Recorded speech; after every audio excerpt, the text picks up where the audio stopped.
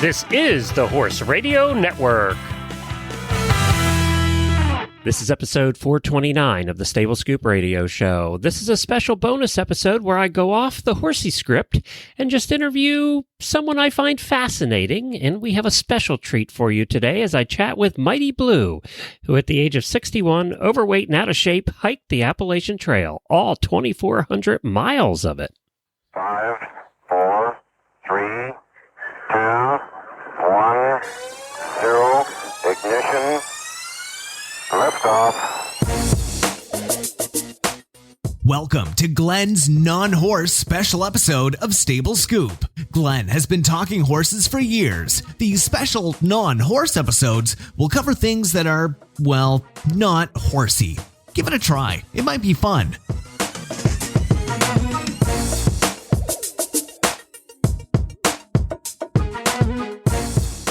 Well, you made it this far and didn't turn me off yet, so I'm assuming you want to hear today's show. I've been talking horses for over 8 years, and I'm still a horse husband who has interests in other things. So occasionally when the mood strikes, I'm going to do a special episode of Stable Scoop. They're non-horsey, and where I can chat with people I find fascinating.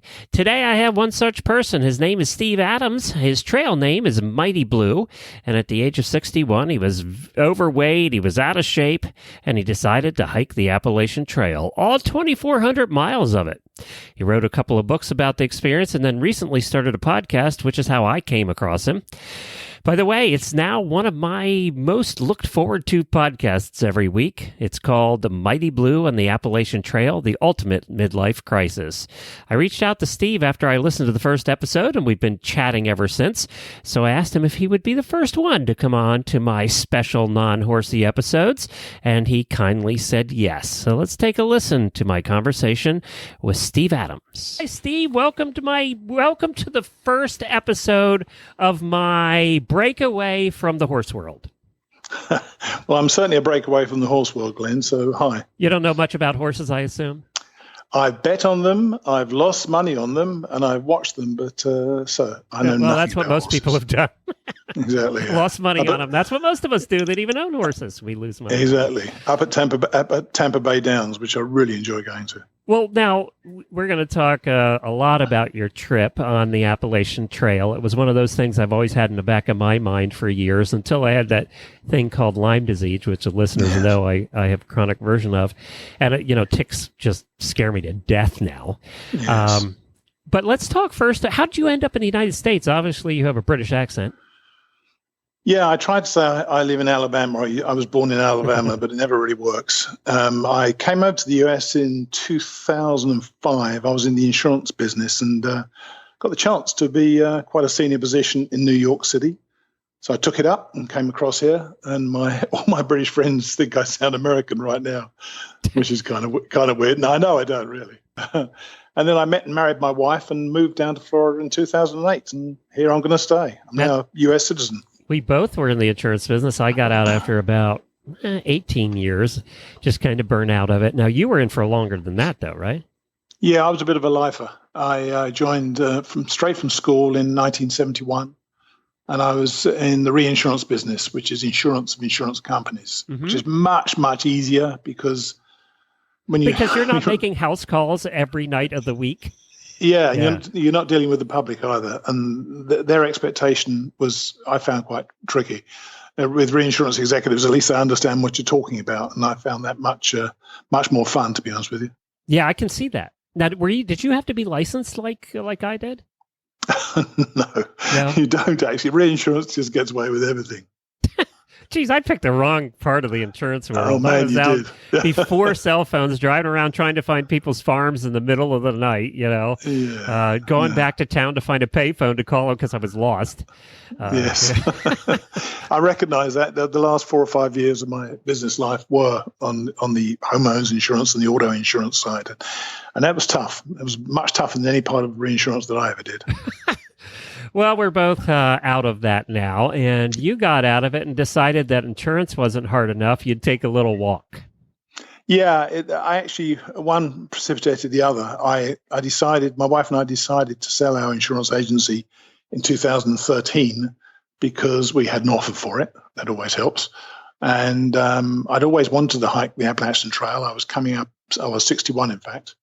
And so, as with everything in life, when the time's right, it works. And so I decided to hike the trail, knew nothing about it other than what I'd read in a few books, and set about getting all the gear together. And that culminated in me being at the top of Springer Mountain in Georgia on March the 22nd with absolutely no idea what I was meant to be doing. Of course, I'm thinking about the movie with the two old guys. Trying to remember what it was called. Walk in the Woods. Walk in the Woods, yes. Yeah, that was a disappointing film. I loved the book, and that was really my inspiration and where I first heard about the trike. Oh, yeah, I read that. I used to read Bill Bryson all the time. Steve, that you would have read that and thought, maybe I should do a hike or two ahead of time to get in shape and prepared for this. No, not at all. My brother Mike referred to it as taking up boxing and fighting Mike Tyson in my first bout. Exactly. So you really hadn't hiked for a week and practiced with anything? You just went out there cold? Well, I literally. I wore my boots in, but I live in Florida, so a total elevation gain of about 40 feet, especially where you live. Yeah, exactly that. So and I was at a low elevation anyway, and the Appalachian Trail, amazingly, has the total elevation gain of 16 times Mount Everest. So it's one of those things you just face every single day, just climbing uphill. You're pretty and much climbing going up and down the whole time, aren't you? Yeah, they call them PUDs, pointless ups and downs. Personally, I loved it. The only reason you go down on the trail is to give you a darn huge up in about 5 minutes' time. And you are constantly going up and down. And you cross hundreds of mountains, and you just get into a routine. And you get fascinated, actually, how the body or the muscles in the body engage and then disengage depending upon the angle at which you're walking. And that was a very early recognition on my part that it was all going to be over soon when I got to the top. Then I'd have pain on the other side on the way down. Was there, you talk in the book, and especially the first couple of chapters about the beginning of your hike, because you were out of shape, you were overweight, and really not prepared for this in any way, shape, or form. It had to be every day. Did you think this is going to be my last? No, never once. I never once thought that. Yeah. I was committed to do it. I'm quite a determined guy. Once I commit myself to do things, I didn't know whether I could do it. And even worse, I didn't know whether I'd enjoy doing it.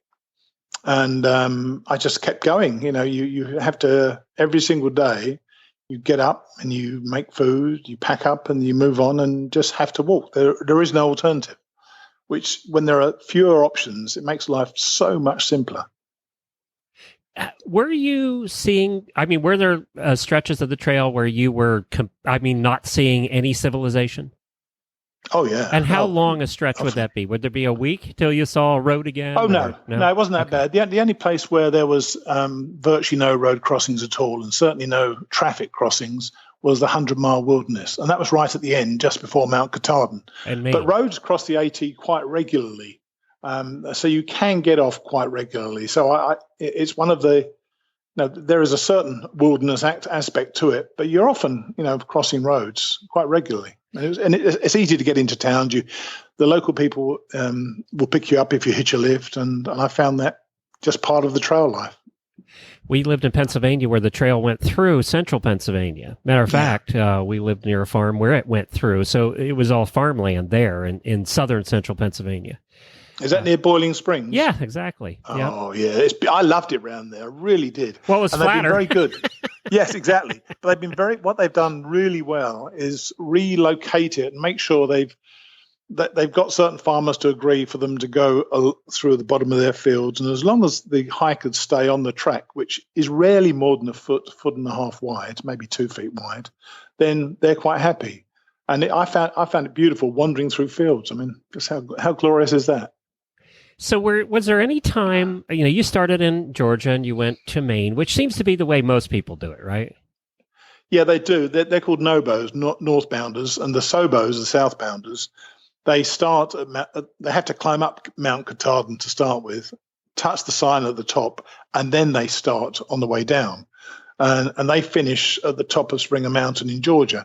And to me, going northbound was the only proper option because it started in March, and I really, really desperately wanted that picture at the top of Mount Katahdin. And actually, where I'm sitting now, I'm looking at it right now, and it always gives me a bit of a shiver when I see it. I was time. looking at that picture too. It looked chilly when you got there.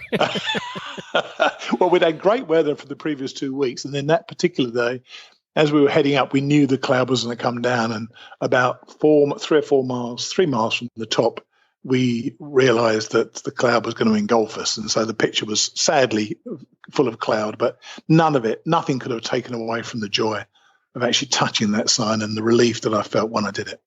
What were the surprises you had along the way, the things that you weren't expecting? I mean, I know you read a lot and there were things that you were expecting. What are the things you weren't expecting?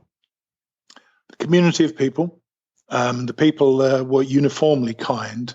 And I think part of it was the fact that if after, say, mile 843, you ended up in a shelter together, you both knew you'd had 843 miles worth of pain to get there. And so there was a mutual respect, and that crossed all ages. And I really, really enjoyed that part of it. I wasn't frightened in my tent, and I kind of thought I would be. You hear various bears and all that stuff. Yeah, snakes. Well, I saw several. Yeah, snakes I never like. I don't care how brave you think you are.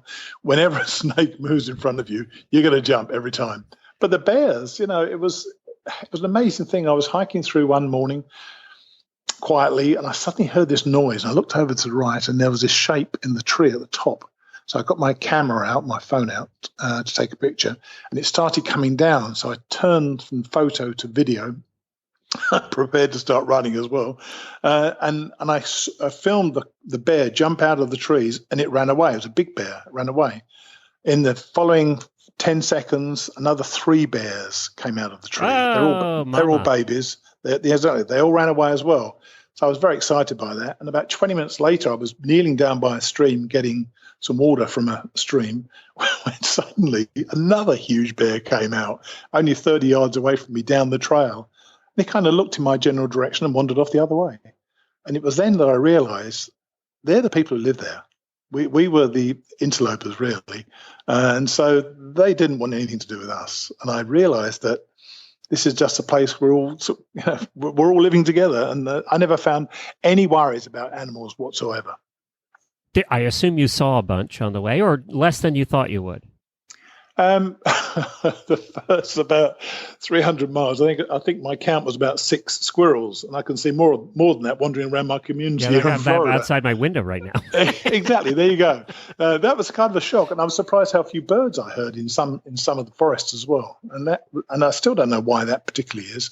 But then I saw bears, I saw snakes, I saw moose up in Maine, and that was actually was in New Hampshire, and that was very exciting. The shelters are often got mice in them, so they are ubiquitous. So I've slept in caves before where they had pack rats were popular. Oh, really? Yeah, so pack rats, what you'd have to do if you slept in a cave is you had to have the sleeping bags that zip over your head, and because they would crawl in the sleeping bag with you. Yeah, I wouldn't have liked that. I would not have liked that one little bit, I tell you. I have some practice, because I'm a geek, I have some geeky questions for you that you haven't answered yet in the part of the book I've heard. And that is like, how do you charge your cell phone? Because you had your phone along, you were taking pictures. How do you charge your cell phone? And you were carrying a iPad too, weren't you?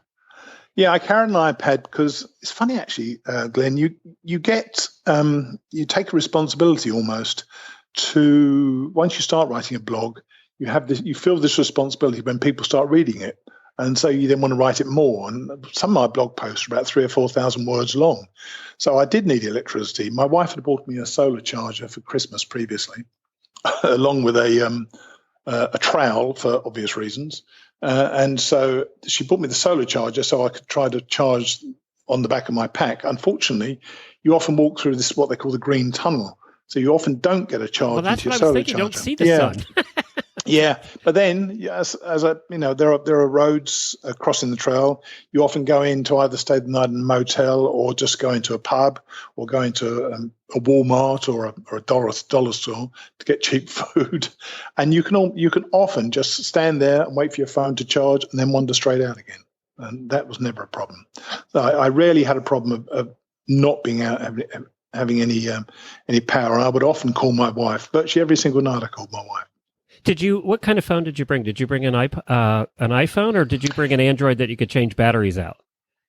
No, I was interesting. I didn't even know you could do that. Yeah, see, that's why I buy Android phones, like the Samsung phones I have, because you can buy extra batteries. Like I have 4 batteries for mine, so I could go a week with those 4 batteries. That's the interesting thing. Yeah. No, I had an iPhone, and it worked fine. You know, I had AT&T, and everybody says to me that AT&T were hopeless, but I never had a problem calling my wife. It was often at the top of mountains. And in fact, one day I actually had a phone call from one of my former insurance clients who wanted a quote on a house. When I told her I was at the top of a mountain, she just couldn't believe it. And in fact, I'm also I do some expert witness work for lawyers in London and so on. I had a phone call from a lawyer in Chicago, and he asked me to give an opinion on a case. So I said, well, I'm actually hiking the Appalachian Trail. So he said, well, could you still do it? I said, well, I can get off, but it's going to cost your client a lot of money. So I said, that's fine. Typical lawyer. So I went off and sent him a check and sent him a report, and he sent me a check, which was rather nice. Well, that paid for the rest of your trip. Not quite, but nearly enough, though. So what about food? And one of the interesting things you say early on in your book is that how your taste changed. I think you go in thinking you're going to eat all of this certain kind of thing, but by the way, you all have to carry with you. And then it changes. So how did that change? Firstly, you eat so darn much. You have to eat so darn much. And I didn't develop that hiker hunger at first, but once you get it, it never leaves you. Unfortunately, it didn't leave me after the trail for a couple of months either. So I put all that weight back on. But my wife would send me, my wife was very logistically minded. So she would work out roughly where I was going to be, or I would call her, say I will be in Glasgow, 60 miles away in 4 days' time. So she would send a package to the post office box. I would get into Glasgow, get the package. She would pack way more food than I ever really asked for. So in the end, I had to turn my dry clothes bag into a second food bag.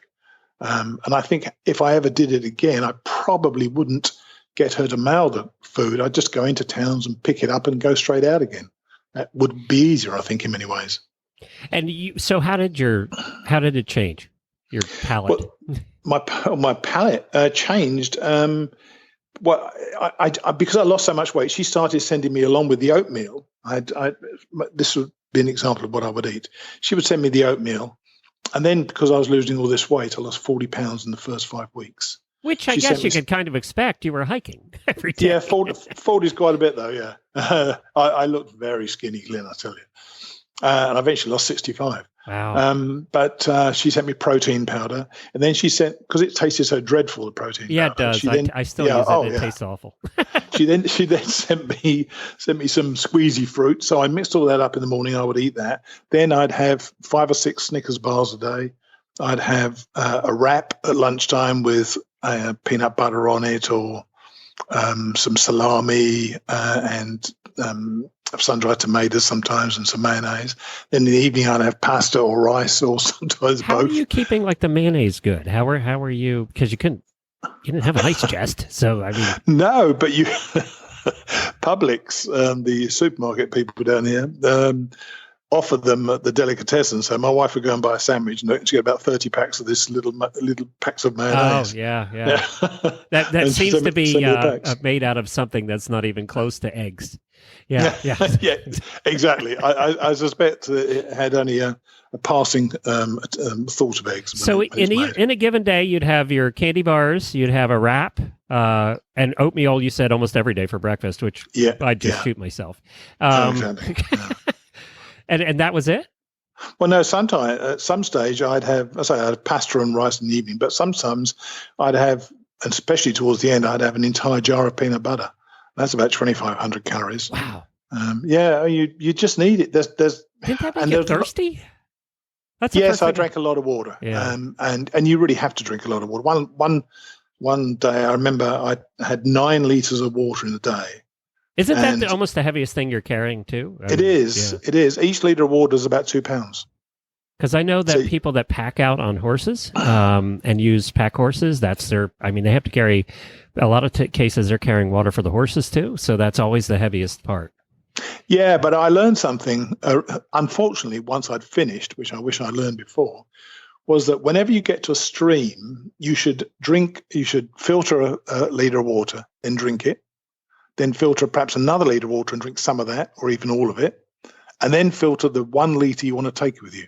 So at no stage did you really need to take more than a liter of water. And do you know what? I think that's a darn good idea. And how were you filtering filtering drink it? When you can. I hate to ask these neophyte questions, but no, not at all. I bought a thing called I think it was an MVR. I can't remember what it's called now, but it sort of sucked the water out. It was a very arduous process, and you had to clean out the filter virtually every time you used it. But I found that the water filter of choice on the trail was a thing called a soya squeeze.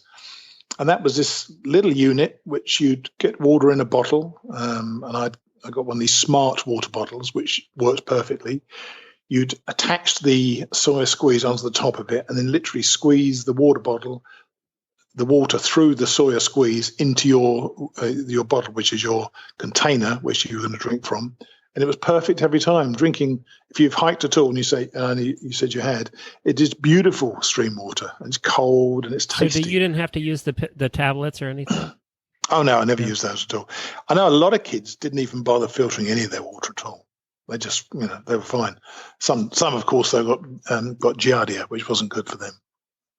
No, I was going to ask you about that because not all the streams are clean. No. Do you know what, though, Glenn? You're either lucky enough to do this or you're not lucky enough to do it. Some people were fantastic hikers and they just injured themselves and they're going to be off the trail. I didn't get a single blister when I was away, not one.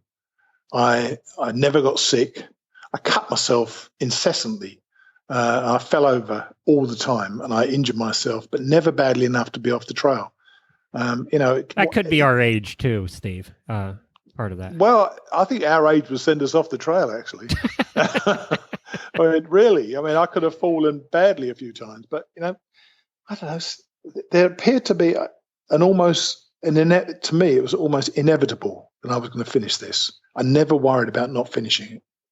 Now, and you said that, speaking of finishing, one of the statistics I heard, I think it was Grizz talked about, that's one of the guys you met on the trail, that's in an interview on your podcast, which we'll talk about, and I really enjoyed him, and not just because we have something really bad in common, but Grizz mentioned that, 50% drop out in the first 800 miles, was it? Or even less than that? Less than 32 miles. What? You get the 50% drop out before. Isn't that like 2 days, 3 days? It's about 3 or 4 days. You normally start off with 7 or 8 miles, and I don't know whether you know that the top of Springer Mountain, there is an approach trail about 7 or 8 miles. So to get, and that's where the Springer Mountain's your start point. Yep, and in Georgia. Yes, yep. At the top of Springer Mountain is your start point. So you have to go to Amicalola Falls and walk 7 or 8 miles up to the top of the mountain before you start your trail. And I met somebody whose hiking partner had quit on the approach trail, which is amazing, which is kind of minus miles, in other words. So it takes you about 4 days to get to Neal's Gap. Could be 3 days. And 50% quit because it just isn't for them. And I knew pretty much straight away, I was comfortable. In my tent, I was comfortable. I could sleep in there. I was like a kid on an adventure. And until you've actually been out there, and because I never had, it was all new to me. I was learning on the way. I just found it an extraordinary adventure for a man at my age who had a sedentary job all my life, and I was clinically obese, to suddenly find myself with all these young kids laughing and getting filthy. It's just awesome. I think that's the thing that surprised me too about that. You may start out with changes of clothes, but by the time you're done, you got one set, and you're wearing it for what, 3 or 4 or 5 days? Oh yeah. I was. It was terrible. I would wear. I had 2 pairs of underpants, 2 t-shirts, and 1 pair of pants, which could transform into shorts, and that was it. Oh, and 2 pairs of socks. And one night I actually forgot to hang my food outside, because you can't go into your tent. You shouldn't be in your tent with your food. Bears smell it and bears want it. And if you're there, tough. So when I realized I was in bed, I was snuggled up in bed. It was cold outside. It started to rain. I hadn't hung my food. So I thought, I just can't be bothered. And I wrapped my dirty socks around the food bag. I thought, well, if a bear can smell that, it serves him right. You know?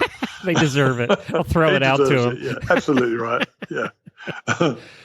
Did you ever, let's forget animals, did you ever not feel safe on the trail as far as humans are concerned? No, never. No stage. I would think one or two of the young women would or should have felt slightly more nervous. But, if you've been on it at all or been anywhere hiking at all, there is a fraternity out there that just wants you to succeed. I think you'll rarely go anywhere in life where so many people with whom you're sharing the stage are going to want you to succeed. And for me, this was somewhere that you just reveled in everybody's success. And it's a wonderful, wonderful place. It's never, ever left me. I just don't think it ever will.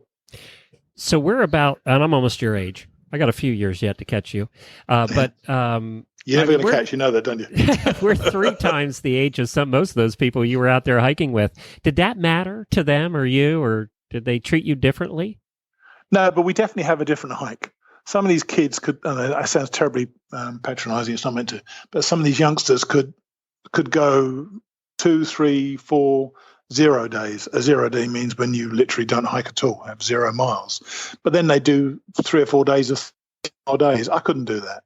I had to be consistent in my hike, and being out there for, when I worked out when I wanted to finish, which was just before my wife's birthday, so I could get home to celebrate her birthday, I needed a certain number of miles per day. Unfortunately, I got injured because I got bitten by a dog and developed cellulitis. I had to come home for about a week. So that changed my miles per day that I needed to do. So I rarely had a 0 day, and I was averaging 12, 13 miles a day. But, in Virginia, for example, I was doing several 20-mile days and quite easily as well. I thoroughly enjoyed that as well. So they would take more days off, partying, I assume. Yeah, there was a lot of partying. There was a lot of smoking dope, which is something that I have a slightly addictive personality. So it was probably as well that I didn't do that. But I was offered joints every single night, I suspect. And there was a chance to smoke dope or sometimes drink booze, but it was a thing I decided not to do. Surprisingly, I guess, because I've always been a drinker and I've always drunk every single day of my life, one of my early concerns, more than animals, more than sleeping in the woods, was whether I could go 3 or 4 days without a drink. And do you know what? That was the easiest thing of all. Really? Yeah, absolutely. Yeah. I heard you talk about that in your book, and I thought you were brutally honest about that because because that could have gone the other way. Yeah, it could have done. But one thing you get when you get older. And if you're a few years younger than me, you're probably still going to find it out, Glenn. One thing you get is you at least know yourself. Whether you accept yourself in some form or other is one thing. But I knew what I was like, and I had things about me of which I wasn't at all proud. But I was okay with it. I came to terms with a lot of it. I used to drink. I used to wake up every single day with a hangover, and I don't do that now. And I did that because everybody I knew woke up every single day with a hangover, and I thought that was normal. But apparently it's not normal. So I found myself quite easily adapting to that. And now when I'm home, I still drink a couple of glasses of wine every day. But on the trip, it was a slight concern that I could go 4 days without a drink, and I found it to be easy. So, I got to ask you, because you were fairly newly married when you did this trip. What was her biggest concern? Other than your safety, the common one. Well, she's Puerto Rican, so everything's her biggest concern. And she won't mind me saying that, because that is absolutely true. She just... They do fret. Oh, do they just? Yeah, they totally fret. And they are...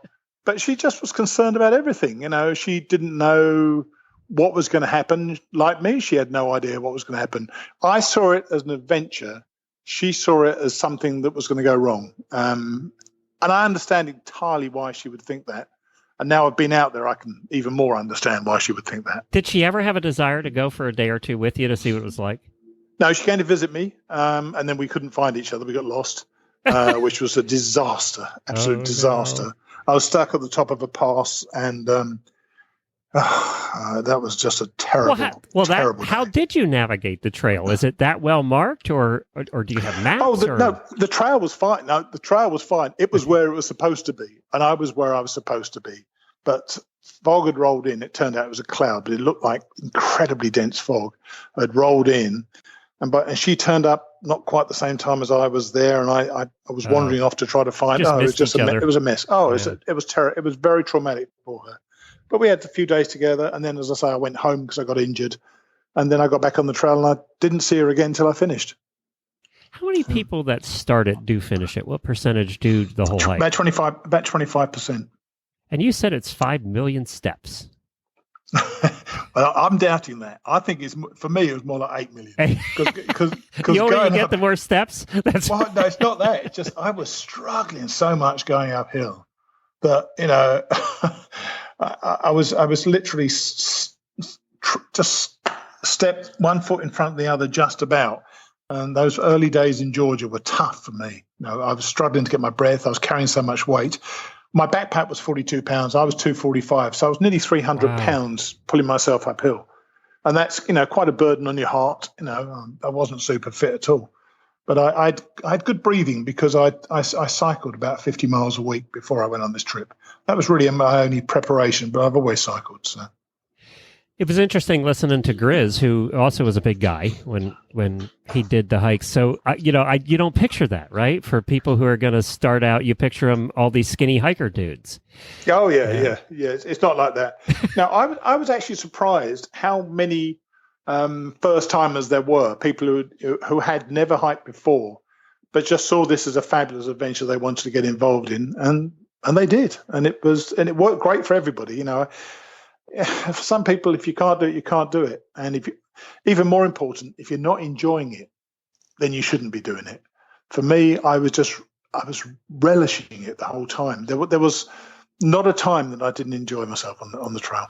Now, a lot of people say, and I've heard people say, you always think that you're doing this for the adventure, to see the scenery, and then some people say, all I was thinking about was looking down and putting one foot in front of the other. Do you see the scenery? Do some people not see it and some people do see it, or? Well, it's there if you want to see it. Ironically, I was just writing something this morning about that. But if I did it again, I would probably take one or two of the detours. There every now and then there's a thing called a blue blaze. The whole trail is marked by these white blazes painted on rocks or on trees, and you can follow it pretty well. And every now and then there's a blue blaze, and the blue blaze is a detour. The detour is down to a shelter. And it's sometimes even half a mile or even a mile away from the main path. So you have to think carefully about taking a mile detour down because you've got another mile detour back up the next morning. But sometimes there was a detour of 300, 400, 500 yards to an overlook. So it would have been a fantastic view. I kind of wish I'd done a few more of those. But I saw so many great views anyway. I didn't miss out. But what I did notice, for example, we went through the presidential range in New Hampshire, and I missed it because there was fog there all the time. There was cloud there all the time. We've done the Skyline Drive in Virginia and never seen a view yet. Yeah. See, I went through that in beautiful weather, and that was spectacular. But funnily enough, the best views were to be had from the road. And the funny thing was, you come out of the woods and you see these what do you call them? We call them lay-bys in the UK. They were scenic overlooks. Yeah, overlooks. That's right. And a car would drive up. You'd see the window come down. They stick their camera out the window, take a picture, and drive off. And never look at the picture ever again.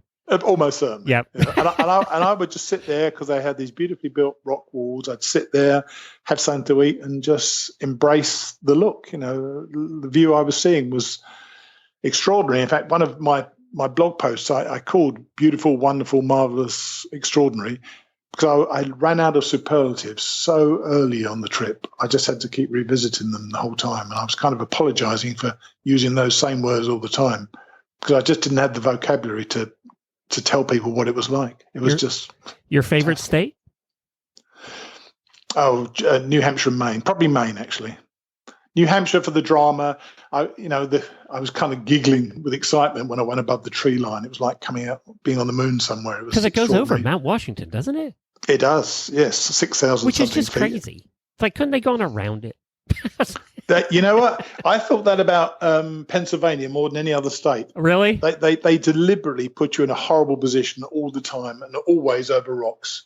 It was extraordinarily unpleasant. Yeah, because you start in Pennsylvania in the south, which is pretty open and farmland and, all of that through central Pennsylvania. And then you get to northern Pennsylvania, where it's just nothing but woods. Well, the woods I don't mind. The rocks I couldn't stand. My biggest surprise, actually, was New Jersey. And I thought, well, because it just does the top corner, right? Yeah. I mean, we were there for about 80 or 90 miles, but you get some beautiful views up there. And I'd only ever been to Newark, so let's face it, my comparison wasn't great. You mean you weren't almost mugged up in there in New Jersey? Yeah, exactly. What was your least favorite state? Pennsylvania. Pennsylvania, yeah. 260 miles of rocks. Hated it, all of it. But it had to be done. I enjoyed the climbing bit. Funny enough, when I say I hated it, it's not fair. There were some great climbs, hand-over-hand climbing, which reminded me as a kid of climbing in Wales in the UK with my brothers. I loved all that part of it. But it was so darn difficult with the rocks. And sometimes you were in this rock field, you see a slab of white paint about 100 yards ahead of you. You knew you had to traverse those rocks, jumping from one to another for 100 yards. And it was tough. But, it's okay. I wouldn't change any of the Appalachian Trail. There was so much variety on it that all of it was great. Some of it was tougher than the others, but all of it was great. So what would you, if you had it to do over again, what are the couple things that you would absolutely change? I'd get up earlier. Yeah, you said you were a slow riser. See, I'm a 4 o'clock in the morning guy, so I think I'd be out there with the early birds. All right. Well, but also I was useless at getting ready. Even if I got up before everybody else, I'd always be the last to leave camp. It was ridiculous. I'd also adopt a thing called 10 by 12, which was such a great piece of advice. 10 by 12 means if you want to average, say, 12, 15 miles in a day, try to get 10 miles done by 12 o'clock. And if you do that, you can then coast a little bit if you want to for the rest of the day, or you could really hit it hard and get to 20 miles. But 10 by 12 was a great way to look at it. And I'm very much, I need to have that in my mind to be able to adopt that. So I would certainly have done that, got up earlier, get started a bit. I think in retrospect, I probably wouldn't have got my wife to send me food. I would have taken far less stuff. When I came back home after my injury, my pack, which had been 42 pounds, suddenly became 35 pounds. I lost 7 pounds of stuff I didn't need. Doesn't that happen to most everybody who are first-timers? Apparently everybody, yes. Yeah, because they think they need stuff. And one of the things you learn is that when you take your life on your back, then it benefits you not to have so much, and you'll find you don't need it anyway. I think it was Grizz in your last episode of the podcast that said one of the things he recommends, and it goes right along with what you said, is take the first couple of weeks and enjoy them. Don't push it so hard at the beginning. Take those first couple of weeks and don't kill yourself. Yes, and you know what? I thought he'd got off the trail and he carried on, but I didn't realize he was deliberately only going slowly. That was his plan to do that. So, and when I looked at his spreadsheet, which he sent me recently, and before I interviewed him, I thought that makes so much sense. I was advised to do 7 miles a day, which I did for quite a while, but Grizz was doing sometimes 3, 4, 5 miles a day, and he was perfectly happy to do that, knowing that he could up his miles later on. And he did that. Unfortunately, of course, he then got caught by Lyme disease. So that's something, obviously we have a lot of people listening that are horse people who Lyme disease is a big deal for our horses and for ourselves. I have a lot of people in the audience who, like me, have chronic Lyme disease and have been battling it for a long time. And your friend Grizz that you met on the way. And you all have nicknames on the trail. What was yours? Oh dear! I feel as a fat 64-year-old to tell you that I was Mighty Blue. Mighty Blue, and you have to listen to the podcast to find out why. You have to go. Let's start from episode 1. And what's the name of the podcast? Let's give a quick plug. Mighty Blue on the Appalachian Trail, the ultimate midlife crisis. And I'll tell you, everybody, why I'm having Steve on as my first guest for this non-horse episode is because it's now my favorite podcast. And I'm not just saying that because you're here. I believe that. I just sent it in as my favorite podcast to the School of Podcasting for this year. You've got me hooked. I love the fact that you also wrote two books about hiking the trail. And You read a chapter at the end of each podcast. And by the way, that was a brilliant move because I'm dying to get to the end to hear the next chapter. And you're good at reading the books too, obviously. You're a good reader for the books. And not everybody can do that. I can't. I'm a terrible reader when it comes to reading things like that.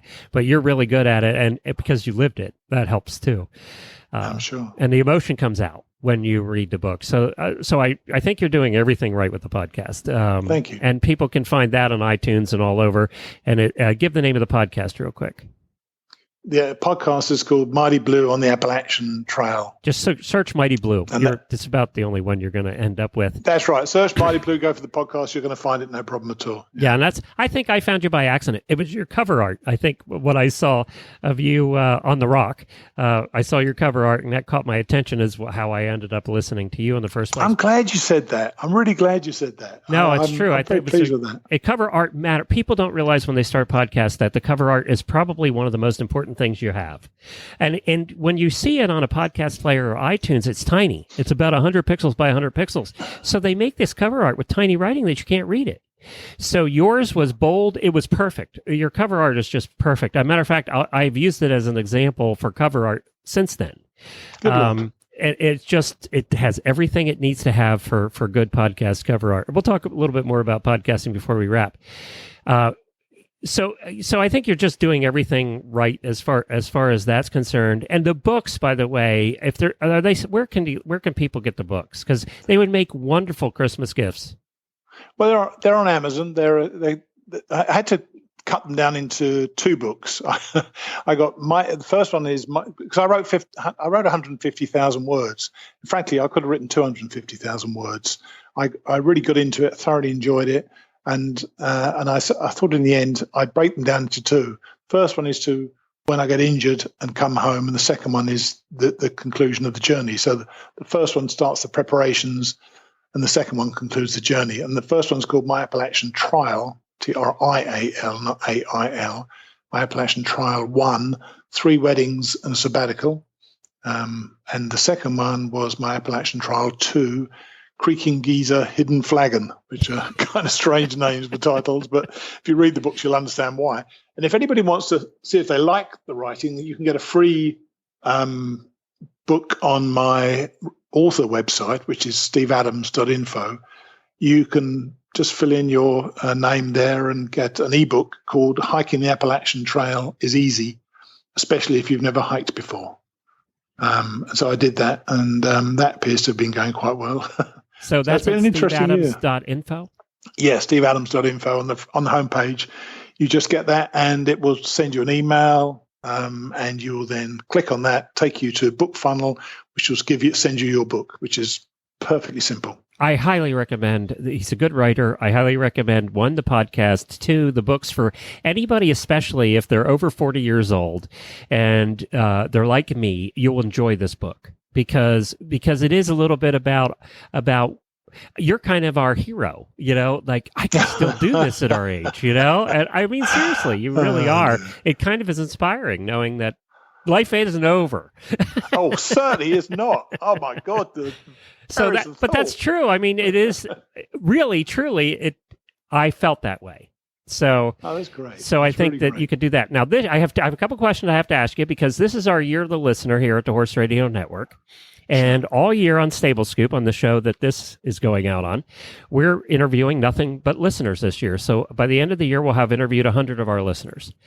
And it's been so much fun to get to know our listeners. And at the end of every interview, we're asking a couple of questions of all of them. So I'd love to ask you these questions and see what your answers are. Only I'm going to change them a little bit for you and for your hike.